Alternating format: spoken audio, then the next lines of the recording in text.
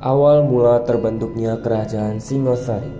Pada abad ke-13, Jawa Timur masih di bawah kekuasaan Kerajaan Kediri. Namun di daerah Tumapel, terdapat sebuah wilayah kecil yang dipimpin oleh seorang penguasa bernama Tunggul Ametung. Pada tahun 1222, Tunggul Ametung dibunuh oleh seorang pemberontak bernama Ken Arok. Ken Arok kemudian mengambil alih kekuasaan di Tumapel dan mendirikan Kerajaan Singosari. Ken Arok menjadi raja pertama Singosari dengan gelar Sri Rangga Rajasa. Lokasi Kerajaan Singosari. Lokasi Kerajaan Singosari diperkirakan berada di daerah Kecamatan Singosari, Kabupaten Malang, Provinsi Jawa Timur. Kerajaan ini lebih dikenal dengan nama Singosari, padahal nama aslinya ialah Kerajaan Tumapel dengan ibu kota di Kutaraja. Masyarakat Singasari terdiri dari dua kelas utama, yaitu kelas atas, keluarga raja dan bangsawan, dan kelas bawah, rakyat jelata. Selain itu, ada juga kelompok tetua agama, baik dari Hindu maupun Buddha.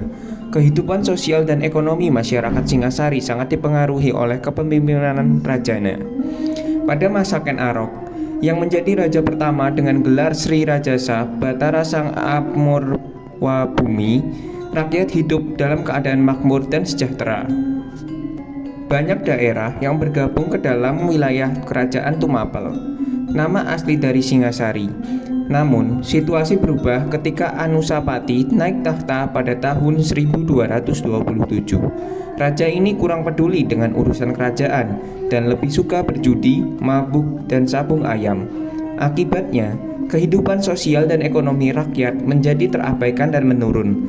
Perbaikan mulai terjadi ketika Wisnuwardana menggantikan Anusapati pada tahun 1248. Raja ini memperhatikan kesejahteraan rakyatnya dan mengembangkan kerajaan. Ia juga menunjuk putranya, Kertanegara, sebagai putra mahkota dan mengubah nama ibu kota menjadi Singasari. Nama ini kemudian lebih terkenal daripada Tumapel. Kondisi politik awal. Kerajaan Singasari didirikan oleh Ken Arok pada tahun 1222. Awalnya, kerajaan ini berada di bawah pengaruh Kerajaan Kediri. Namun, Ken Arok berhasil memisahkan diri dari Kediri dan mendirikan Singasari sebagai kerajaan yang independen. Pemerintahan. Pemerintahan Kerajaan Singasari dipimpin oleh seorang raja yang memiliki kekuasaan absolut. Raja Singasari juga memiliki gelar Sri Maharaja yang menunjukkan kekuasaannya yang tinggi. Struktur pemerintahan. Struktur pemerintahan Kerajaan Singasari terdiri dari beberapa tingkat. Yang pertama, raja, yaitu pemimpin tertinggi kerajaan. Yang kedua, rakrian, yaitu pejabat tinggi yang membantu raja dalam pemerintahan. Yang ketiga, tumenggung, yaitu pejabat yang bertanggung jawab atas pemerintahan di daerah-daerah. Dan yang terakhir, bekel, yaitu pejabat yang bertanggung jawab atas pemerintahan di desa-desa. Hubungan dengan kerajaan lain. Kerajaan Singasari memiliki hubungan yang kompleks dengan kerajaan-kerajaan lain di Jawa. Singasari memiliki persaingan dengan Kerajaan Kediri, namun juga memiliki hubungan yang baik dengan Kerajaan Majapahit. Kondisi politik akhir. Kerajaan Singasari mengalami kemunduran pada akhir abad ke-13. Pada tahun 1292, Singasari dihancurkan oleh pasukan Kubilai Khan dari dinasti Yuan. Namun, keturunan Raja Singasari, Raden Wijaya, berhasil mendirikan Kerajaan Majapahit yang menjadi salah satu kerajaan terbesar di Jawa. Masa kejayaan.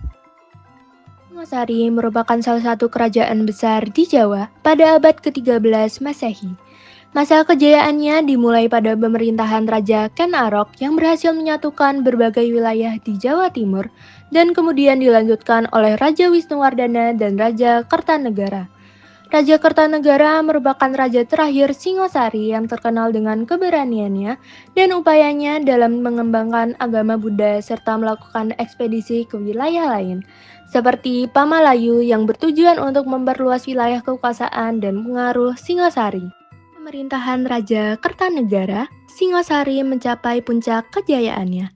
Raja Kertanegara juga dikenal sebagai raja yang memiliki visi untuk menyatukan Nusantara di bawah kekuasaan Singosari.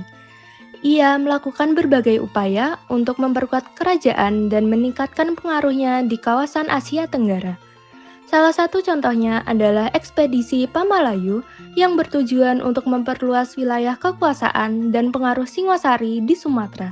Namun, kejayaan Singosari berakhir dengan serangan pasukan Jayakatwang dari gelang-gelang yang kemudian dilanjutkan dengan pendirian kerajaan Majapahit oleh Raden Wijaya. Meskipun Singosari runtuh, warisan dan pengaruhnya tetap berlanjut melalui kerajaan Majapahit yang kemudian menjadi kerajaan besar di Nusantara.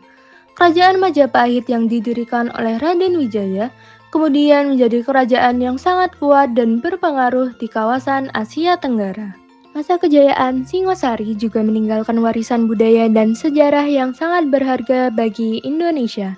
Candi-candi Buddha yang dibangun pada masa Singosari seperti Candi Singosari merupakan contoh arsitektur dan kebudayaan yang sangat indah dan bernilai tinggi. Selain itu, kisah-kisah tentang Raja Ken Arok dan Raja Kertanegara juga menjadi bagian dari sejarah dan kebudayaan Jawa yang sangat berharga. Keruntuhan Kerajaan Singosari. Keruntuhan Kerajaan Singosari dimulai dengan pemberontakan Jayakatwang, seorang adipati dari gelang-gelang yang merasa tidak puas dengan kekuasaan Raja Kertanegara. Pada tahun 1292 Masehi, Jayakatwang melancarkan serangannya terhadap Singosari dan berhasil mengalahkan pasukan Raja Kertanegara. Raja Kertanegara sendiri gugur dalam pertempuran tersebut, menandai akhir dari kekuasaan Singosari yang telah berlangsung selama beberapa dekade. Setelah Singosari jatuh, Jayakatwang mendirikan kerajaan Kadiri dan menjadi penguasa baru di Jawa Timur. Namun, kekuasaan Jayakatwang tidak berlangsung lama karena Raden Wijaya, seorang menantu dari Raja Kertanegara, berhasil memanfaatkan situasi politik dan tidak stabil untuk kepentingan dirinya sendiri. Raden Wijaya membentuk aliansi dengan pasukan Mongol yang datang ke Jawa pada saat itu, dengan tujuan untuk mengalahkan Jayakatwang dan merebut kembali kekuasaannya.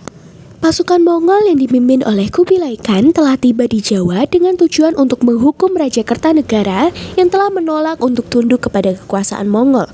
Namun, Raden Wijaya berhasil memanfaatkan situasi ini untuk kepentingan dirinya sendiri dengan menawarkan kerjasama kepada pasukan Mongol. Bersama-sama, mereka berhasil mengalahkan Jayakatwang dan menghancurkan kerajaan Kadiri. Setelah mengalahkan Jayakatwang, Raden Wijaya kemudian berbalik melawan pasukan Mongol dan berhasil mengusir mereka dari Jawa. Dengan demikian, Raden Wijaya berhasil mendirikan kerajaan Majapahit dan menjadi pendiri dinasti baru yang akan membawa kejayaan bagi Nusantara. Kejayaan Majapahit kemudian menjadi kerajaan besar di Asia Tenggara dan memainkan peran penting dalam sejarah Indonesia. Sumber sejarah Kerajaan Singosari. Sumber sejarah Kerajaan Singosari diantara lain, yang pertama ada Nagara Kertagama. Nagara Kertagama adalah sebuah kakawin atau puisi Jawa kuno yang ditulis pada abad ke-14 Masehi oleh Empu Prapanca. Kakawin ini merupakan sumber sejarah penting tentang Kerajaan Majapahit, tetapi juga memberikan informasi tentang Kerajaan Singosari sebagai kerajaan pendahulunya. Nagara Kertagama menjelaskan tentang sejarah Singosari, pemerintahan Raja Ken Arok dan Raja Kertanegara, serta ekspedisi Pamalayu. Yang kedua adalah Pararaton. Pararaton adalah sebuah naskah Jawa kuno yang berisi tentang sejarah Raja-Raja Singosari dan Majapahit. Naskah ini memberikan informasi tentang kehidupan Raja Ken Arok, pendiri Singosari, serta kisah-kisah tentang raja-raja lainnya. Meskipun Pararaton memiliki unsur-unsur mitis dan legendaris, namun tetap menjadi sumber sejarah yang penting untuk memahami sejarah Singosari. Yang ketiga ada Prasasti Trowulan. Prasasti ini adalah sebuah prasasti yang ditemukan di Trowulan, Mojokerto, Jawa Timur. Prasasti ini memberikan informasi tentang pemerintahan Raja Kertanegara dan ekspedisi Pamalayu yang dilakukan oleh Singosari. Prasasti ini juga menjadi bukti penting keberadaan Kerajaan Singosari dan kegiatan-kegiatan yang dilakukan oleh Raja-Raja Kertanegara.